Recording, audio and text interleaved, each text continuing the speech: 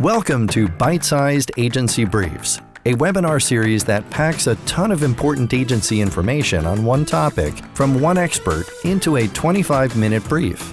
Why 25 minutes? Because who has the attention span for much more these days? And you can squeeze in a listen between meetings with time for a bathroom break or coffee refill before your next meeting.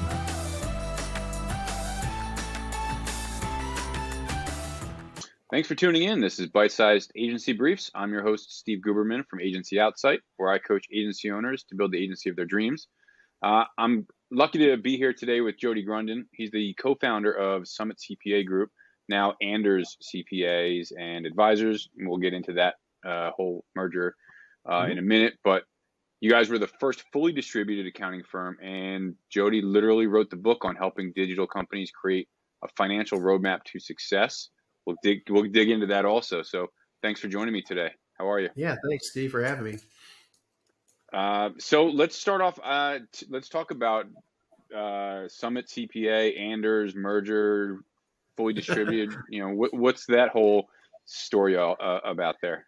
Yeah, no, great question. I could probably talk about an hour, so let's break it down to 5 minutes. We started, when I started Summit CPA Group back in 2002, I wanted to change the way that people really thought about accounting. I really wanted to kind of be that thought leader, really kind of burst the bubble, change, be that change agent. And it was tough going from the very beginning because it was definitely a dinosaur industry, doing the same thing over and over, billing by the hour, all those different things. But we gradually started, chipping away at it. We got rid of the hourly bill. Back in 2004, we went to a subscription-based billing model. In 2007, where we don't bill monthly, we bill weekly. So we just zap everybody's account every week, and really kind of changed the way that model worked. We introduced the CFO service in 2004, which at that point really didn't even exist for the most part. And we went right away to strategic advising. So when we say CFO service, a lot of people think about the back end office accounting, the paying the bills, invoicing, bookkeeping type of stuff. Well, we did that for about a third of our clients, but we really focused more on the strategic thing, the KPIs, the strategy, breaking things down, forecasting, out, not just, the near term, but the long term. So we did all of that. And so kind of fast forwarding to 2000 and probably 2011, we started focusing on the creative agency niche, where we were only looking and really kind of going after clients that were, web design, web development, SEO companies, all the different media companies that we were looking at. And we really started seeing that vertical grow fast. So we were niching into the virtual CFO service, and that's really what we were doing. And then we're also niching into an industry, which made it different. And then we did the big thing. We took the big leap of faith, and we got rid of our office in 2013. And that was a big jump, because no one else was doing that. We were one of the first, according to Forbes at least, we were one of the first 125 companies in the world to actually make that move. And, it ended up paying off dividends. At first I thought we were going to lose the entire company, because we got all the different, excuses that you heard during it, the pandemic, can't work at home, all this kind of stuff. Fast forward pandemic, everybody figured it out. And that's exactly what happened to us, is that our team figured out how to work from home, and they loved it. And so that's when our growth really kind of blew up. We went from, 18 folks at that point to 55, at the end of last year, 2022 or 2021. And then in 2022, we did the unthinkable. A CPA firm out of St. Louis, Missouri, knocked on our door and said, "Hey, we'd love to have you join the team." And we said, "Absolutely not." Not interested. We're doing things a lot differently. So you weren't looking to sell. No, not at all. Not looking to sell. What wasn't on your radar. Interesting. And the funny part about it, we were getting like big, huge accounting firms were just knocking on our door, and we're like, no, we're not interested, because we didn't want to fold into. I didn't want to be an acqui-hire. I didn't want to fold into an existing firm and then taking the team that we put together and absorbing it in them. I wanted to carry it on, because we had such a great thing going. We're growing.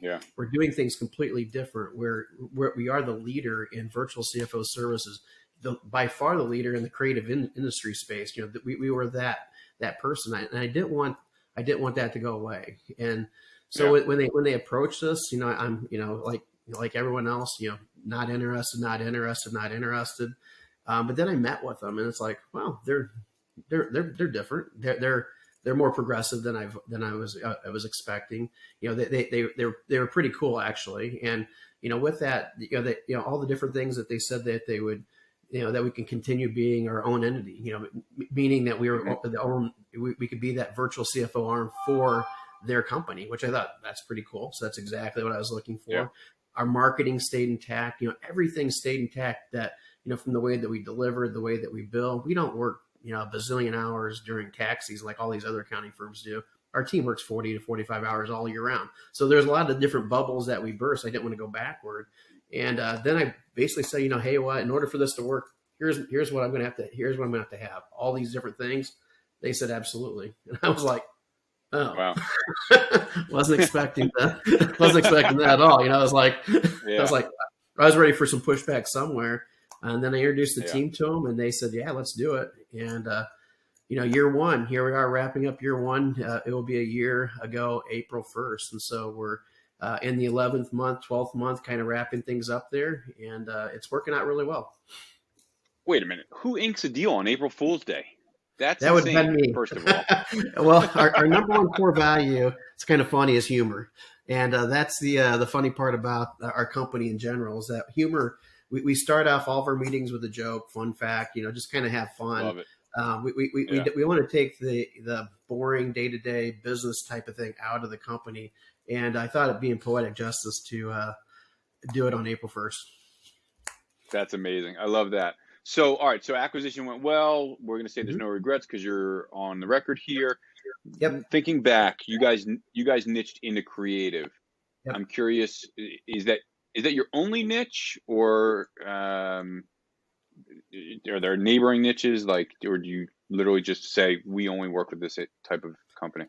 Yeah, great question. So we market to creative agencies. So since probably 2013 or 11, 12, 13, somewhere there going forward, that was 100% of our marketing. So majority of the clients that we picked up were in that area. Now we didn't turn clients away in other niches because a lot of times they had to be perfect. It had to be a service base. There's a lot of different things they had to do, but a lot of them you can kind of basically there was a lot of similarities and common features there. So we were able to do different companies there. And then with the merger with Anders, they're like, hey, we'd like you to kind of break the mold and actually focus on some other niches and kind of build those like you built the creative agency space. So we're starting to dive into that. We're looking into potentially moving to the cannabis space, the nonprofit space. We're looking at doing some, basically the trucking and, the logistics space, some really different spaces there. And the only way we can do that is if we get thought leaders in each of those different spaces. We've got a person that we're looking in the law space that, that's all that they've been doing is, law for a long time. They've got great rapport in the legal industry where they can actually speak in front of people. They've got a creative mind where they can help write books, write articles, and all the different things that are associated with it. So before the merger, it was strictly creative agencies. That was the only niche that we were going for. But after the merger, they're like, hey, let's see if we can blow it up. And our goal is to go from a $14 million firm this year, which is what we'll hit, just our division, and then blow that up to $50 million within the next 4 years. And in doing so, we'd have to continue that, double our size every 3 years that we've been doing since 2010, but put it on steroids by adding the different niches to it to maybe see if we can even make it bigger. I love the goal. I think there's no doubt that at 14 you can't scale up to 50 by niching down. And there's so many agencies that I work with that are like, well, we're generalists and we don't want to own a single market because what if that market tanks? But what you guys are doing is breaking into these markets that I don't want to say that they're recession proof, but these are industries that the world runs on logistics and trucking. Yep. I mean, cannabis is so huge that I don't know. It would take a global drought to eliminate that industry. Like these are solid cornerstone industries, even though cannabis is a new, that by taking that model that you guys have really dialed in the creative space and basically replicating it into these other industries, that's the sauce that so many agencies just don't dive into. And it's the only way you can prove scalability. Oh, 100%. And you guys are doing it, and I love it. That's awesome. Diving into a niche is night and day different. I mean, when you're a generalist, you can't command a high price for your service. You can't command a lot of different things. I mean, when we actually started specializing, it was pretty neat because we don't have a business development team. You know, we have myself, my partner, we're the two that take all the calls coming in. And, you know, because we developed a marketing engine that focused strictly on that niche. And it's very common that we'll get clients that will come to us and say, you know what, we're spending a lot of money on our accountant right now, maybe 10 or 15,000 or $20,000, you know, but you get it. You know, we're willing to spend $80,000 a year with you because you get this industry, you understand what's going on. And that's a very common thing that we hear 90% of the time we're on a call because we have the vernacular, we have the experience, we understand their situation and their pains. And that niching is so important because without that, you know, you can't grow. You can't grow at the speed, you know, that you can if you do niche.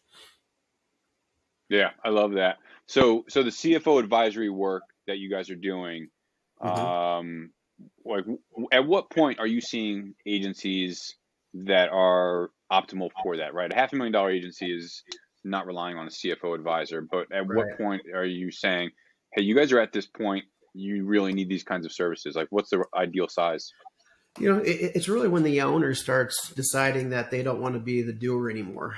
And that typically happens about the $1 million mark, right? You know, where they don't want to be the doer before that, but they can start shedding that doer responsibility right at that $1 million mark. And that's when we start seeing clients that really start to come in. So we take clients on only if they're $1 million and above, unless they're highly capitalized, you know, startup mode, you know, that type of thing. That's a completely different scenario. But $1 million is where we see that. And we start seeing clients really, really in need of that between the $3 to $5 million. Because now they've got not just themselves, but they're starting to develop a leadership team. You know, they maybe have a COO, they maybe have, you know, that their CEO, maybe they've got business development, you know, all the different C-suites, they start putting that into place at that point. At 5 million, they're definitely there. And, you know, I would say between the 1 million at the starter to probably the 5 million is when we pick up most of our clients. Occasionally we'll pick up clients that are more advanced than that, the 10, 15, $20 million mark. But for the most part, I would say if I were to go back and just guess, I'd say 80% of our clients come to us between that probably $2 to $5 million mark. Okay. And are you advising them on getting distributed or converting in that space, or is that just kind of separate that you're passionate about because you guys did it so well and you're really focused on CFO advisory and numbers and strategy? Yeah, there? that's a great question. So yeah, with a CFO, basically a CFO has a lot of different hats, right? So, you know, a CFO can, you know, advise on what their overall experience is. And the nice thing about it is that our CFOs meet with each other every single week, a couple times a week. So we're sharing experiences from 100 plus companies, you know, not identifying companies, but sharing that overall growth. And the fact that we're fully remote, it gives the CFO that opportunity to share that experience as well. And so there's a lot of things outside of the dollars that a CFO can do. The primary thing is simply you're really kind of focusing on that forecast, you know, dynamic forecast, financial modeling, so that as they're giving raises and price increases and all that kind of stuff, they can kind of see how that's going to impact cash and that sort of thing. That's their main thing. But they also work with the marketing team a lot of times with the pipeline, and they need to understand what that is so that they can bring that information into the forecast. Because if they build this forecast based on what the team's capacity, and they're like, oh yeah, we could do this, you know, $5 million based on the people we have, but their pipeline showing that they don't have enough work to support the next 3 months. Well, that forecast doesn't really mean anything. And so that's when we actually start bringing the information down or bring those numbers down based on the pipeline. So the pipeline is important part of that forecast, as well as all the industry stats. You know, hey, how's everything going in the third quarter? Is it the industry overall? And when I say industry, it'd be the 100 and quarter clients that we work with. That's why I would consider our industry, you know, that type of thing. How are the other 100 you know, clients doing? Are they down also in that third quarter, or is this a me thing? You know, and that's the kind of the perspective that a CFO, especially that's niche, can bring to the table. They can bring that experience, that knowledge, not just simply in the numbers themselves, but everything that goes around the numbers. So are you building your own kind of internal industry trends of here's what we see between 120 agencies, and you're anonymizing it and saying, Yeah, trends are down, but you can expect next quarter to be up. That's very cool. Okay. Yeah, so yeah, all of What our are KPIs some? that we have, like the utilization rate, the average bill rate, we've got revenue Okay. trend, average per employee headcount. There's a lot of different KPIs that we can really focus on that and kind of share with the client. Hey, here's what your peers are doing. Based on size, based on Mhm. whatever. A lot of times when clients come to us, we always tell clients that they need to have at least 10% of their annualized revenue in the bank at all times. So if they're a 3 million company, they should have 300 grand sitting in the bank. Part of it is in some sort of savings account earning interest. Part of it's in the operating account. And then in addition to that, they should have money set aside for taxes. And so when they come to us, a lot of times, especially initially, they're like, I don't see that even possible. I'm having a hard time just scraping away right now. How am I going to get Yep. that kind of money in the bank? But then we can pull up and say, well, our average client has 15% in the bank. We're only asking you to put 10%. Yeah. And so now we're going to show you the path in order to really kind of gain and really create that cash position, so your cash position is strong, because the cash is the key to everything, right? And so that's the key to making decisions. So if you're to come to me and say, you know what, can we afford that business development person, or do you think we should take that person on? My answer is going to be based on how much cash you have in the bank. It's going to be like, Yep. yeah, you can take that risk, because you've got your 10% or 15% in there. You can't take the risk because you're barely scraping by. Even though it'd be a great opportunity, it's not worth the risk. And so those are the types of discussions that we can have and kind of share the industry stats in order to really kind of solidify that for the end user.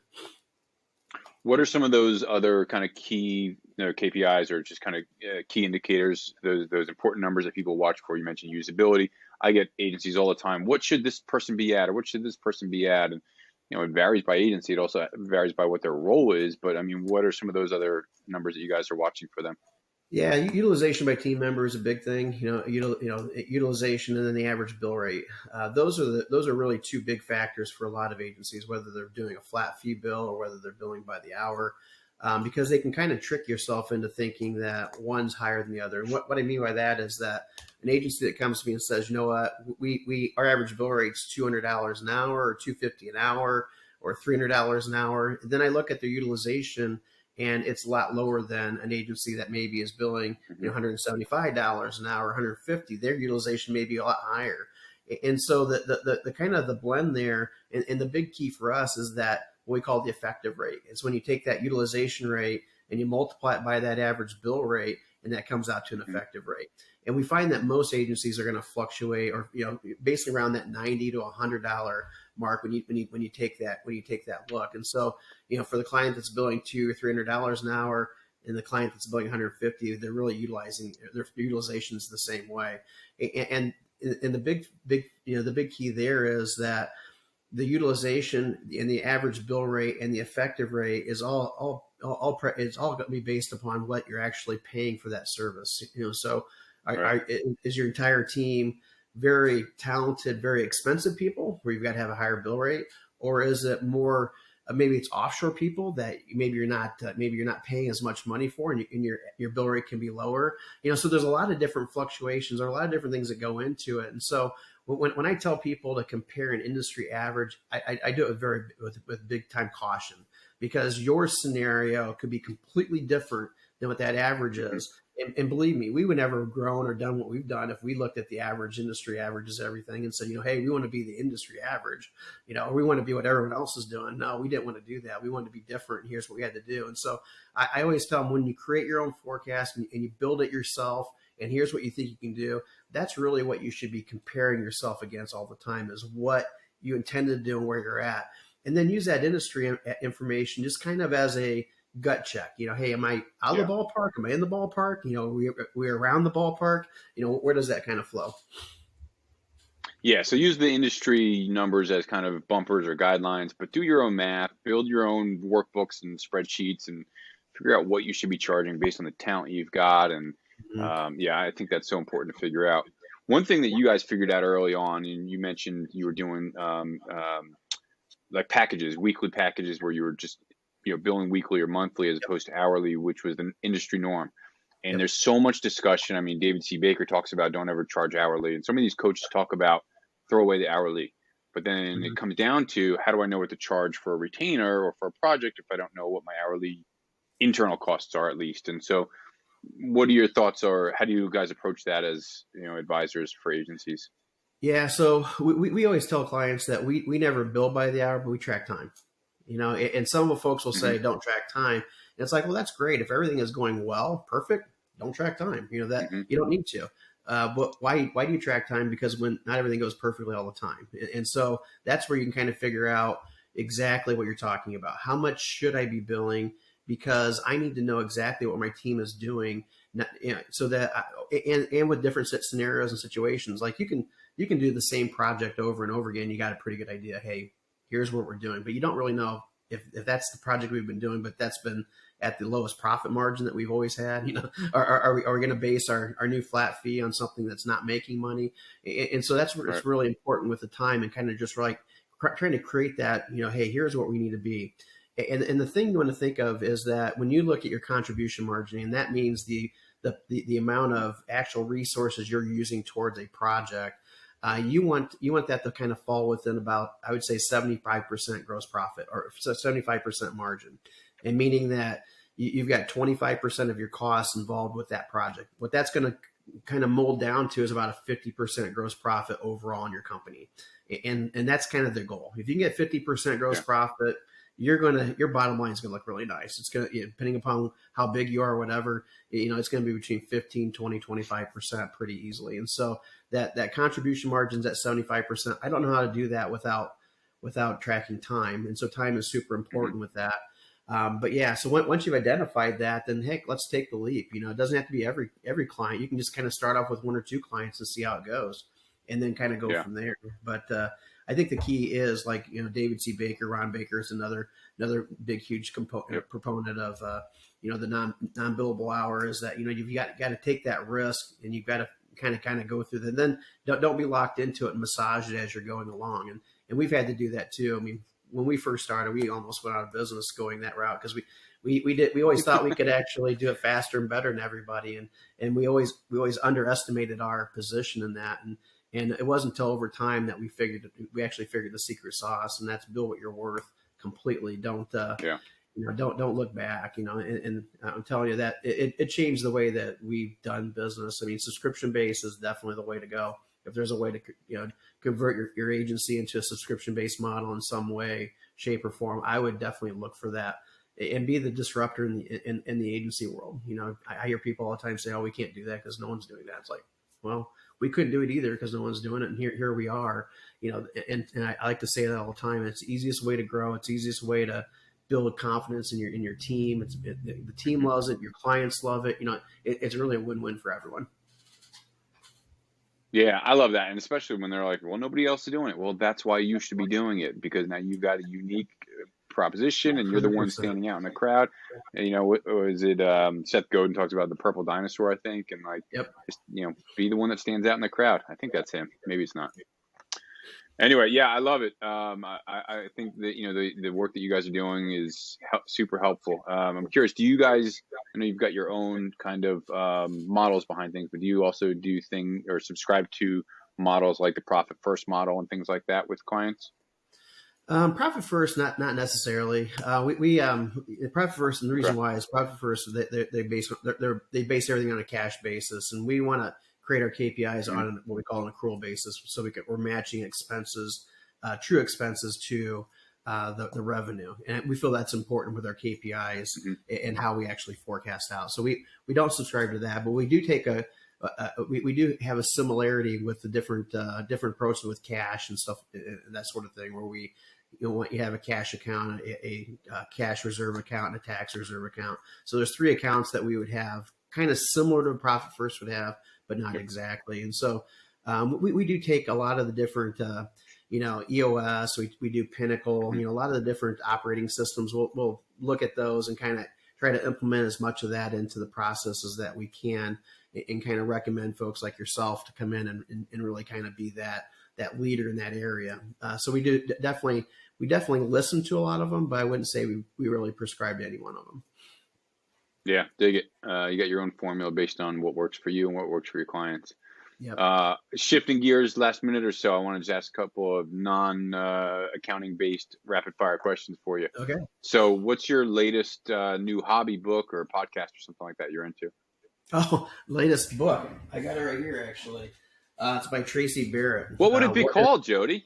What If There's More? And the cool thing about this book is that Tracy Barrett, she just released it. Actually, a real good friend of mine.